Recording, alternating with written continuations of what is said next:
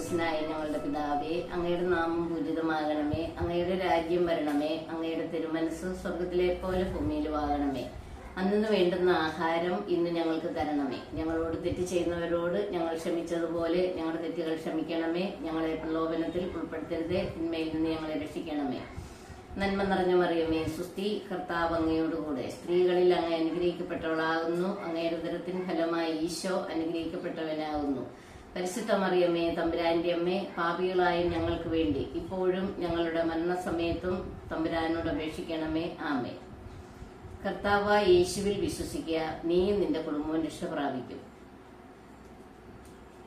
അപ്പസ്തോല പ്രവർത്തനം 16:30 വചനമാണ് ഇന്ന് ഞാൻ ഇവിടെ പറയാൻ ആഗ്രഹിക്കുന്നത്.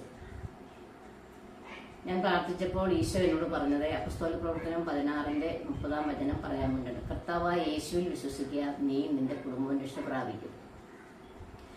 അപ്പസ്തോലന്മാര് പൗലോസും സീലാസും കൂടെ അവരെ കാരാഗ്രഹത്തിലിട്ടടച്ചു. കാരാഗ്രഹത്തിൽ അടച്ചു കഴിഞ്ഞപ്പോൾ അവര് നിരന്തരം ഇങ്ങനെ ദൈവത്തെ സ്തുതിച്ചുകൊണ്ടിരുന്നു. അവര് രാവും പകലും അവര് ദൈവത്തെ സ്തുതിച്ചുകൊണ്ടിരുന്നു.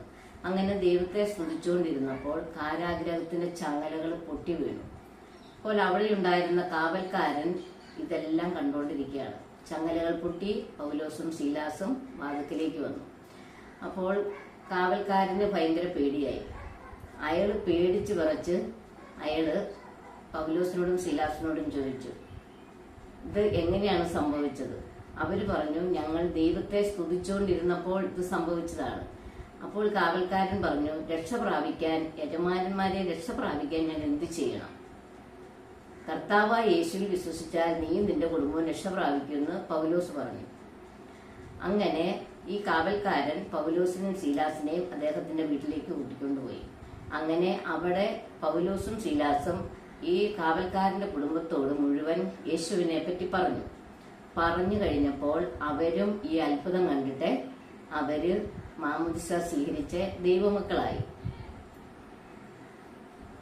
അങ്ങനെ ദൈവമക്കളായി കഴിഞ്ഞപ്പോൾ പിറ്റേ ദിവസം ഈ രാജാവ് പറഞ്ഞു, ന്യായാധിപന്മാരെ ഭടന്മാരെ പറഞ്ഞു വിട്ടിട്ട് പറഞ്ഞു, വാതിൽ തുറന്ന് അവരെ പുറത്തിറക്കി വിട്ടേക്കാൻ പറഞ്ഞു. അപ്പോൾ പൗലോസും സീലാസും എന്ത് പറഞ്ഞു, അങ്ങനെ ഞങ്ങൾ പുറത്തു പോകുന്നില്ല, ഞങ്ങൾ റോമാ പൗരന്മാരാണ്. റോമാ പൗരന്മാരെ വിചാരണ ചെയ്ത് തടവിൽ അടക്കിയല്ല ചെയ്തത്, ഞങ്ങളെ വെറുതെ പിടിച്ചിടുവാണ് ചെയ്തത്, അതുകൊണ്ട് ഞങ്ങൾ അങ്ങനെ പോകുന്നില്ല എന്ന് പറഞ്ഞു. അങ്ങനെ അവരോട് ക്ഷമ പറഞ്ഞ് പൗലോസിനെയും സീലാസിനെയും അവര് അവിടുന്ന് പോകാൻ അനുവദിച്ചു. അങ്ങനെ അവര് ദേശത്തുടനീളം കർത്താവിന്റെ വചനം പറഞ്ഞ് അങ്ങനെ അനേകം മക്കള് ദൈവത്തിൽ വിശ്വസിച്ചു. അവരവരുടെ കുടുംബങ്ങളും ദൈവത്തിൽ വിശ്വസിച്ച് മാമോദിസ സ്വീകരിച്ച് യേശുവിന്റെ മക്കളായി. ഇതിനെക്കുറിച്ചാണ് ഇന്ന് എനിക്ക് പറയാനുള്ള വചനം.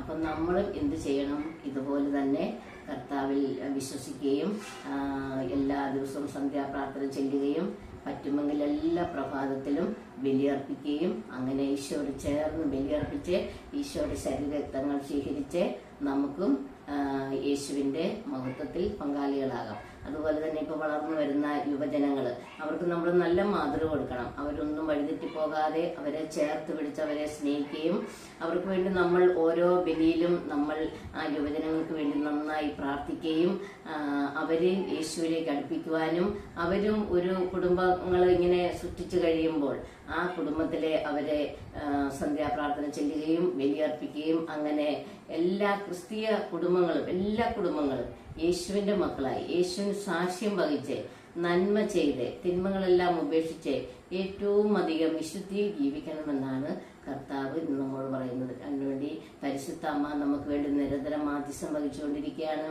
അതുപോലെ തന്നെ മാലാഖ വൃന്ദങ്ങൾ മാധ്യസ്ഥം വഹിക്കുകയാണ്. അതുപോലെ മുഖ്യനായ മിഖായേൽ, ഗബ്രിയേൽ, റഫായേലൊക്കെ മാധ്യസ്ഥം വഹിക്കുകയാണ്. അതുപോലെ അനേകം വിശുദ്ധര് നമുക്ക് വേണ്ടി മാധ്യസ്ഥം വഹിക്കുകയാണ്. ഇവരെല്ലാവരും നിരന്തരം ഹല്ലേലൂയ ഹല്ലേലൂയ പരിശുദ്ധൻ പരിശുദ്ധൻ എന്ന് പറഞ്ഞ് സ്വർഗത്തിലിരുന്നുകൊണ്ട് മാധ്യസ്ഥം വഹിക്കുകയാണ്. ഭൂമിയിലെ മക്കളെ നോക്കി നമുക്ക് ഓരോരുത്തർക്കും വേണ്ടി തന്നെ വിളിച്ചപേക്ഷിക്കുന്ന എല്ലാവർക്കും വേണ്ടിയിട്ട് യേശുവിന്റെ മഹത്വത്തിൽ പങ്കാളികളാകാൻ വേണ്ടി ഈ വിശുദ്ധരെല്ലാം നമുക്ക് വേണ്ടി മാധ്യസ്ഥം വഹിച്ചുകൊണ്ടിരിക്കുകയാണ്. അപ്പോൾ നമുക്ക് ഒരു നന്മ നിറഞ്ഞ ഓർമ്മയോട് ചെല്ലാം. പരിശുദ്ധ അമ്മയോട് ചേർന്ന് നമുക്ക് ദൈവത്തെ സ്തുതിച്ച് ആരാധിക്കാം. നന്മ നിറഞ്ഞ മറിയമേ സ്വസ്തി, കർത്താവ് അങ്ങയോടുകൂടെ സ്ത്രീകളിൽ അങ്ങ് അനുഗ്രഹിക്കപ്പെട്ടവളാകുന്നു. അങ്ങയുടെ ഉദരത്തിൻ ഫലമായി ഈശോ അനുഗ്രഹിക്കപ്പെട്ടവനാകുന്നു. പരിശുദ്ധ മറിയമ്മേ തമ്പുരാന്റെ അമ്മേ, പാപികളായ ഞങ്ങൾക്ക് വേണ്ടി ഇപ്പോഴും ഞങ്ങളുടെ മരണസമയത്തും തമ്പുരാനോട് അപേക്ഷിക്കണമേ. ആമേൻ. നന്ദി, നമസ്കാരം. നമുക്ക് നാളെ വീണ്ടും കാണാം. യേശുവേ നന്ദി, യേശുവേ സ്തുതി.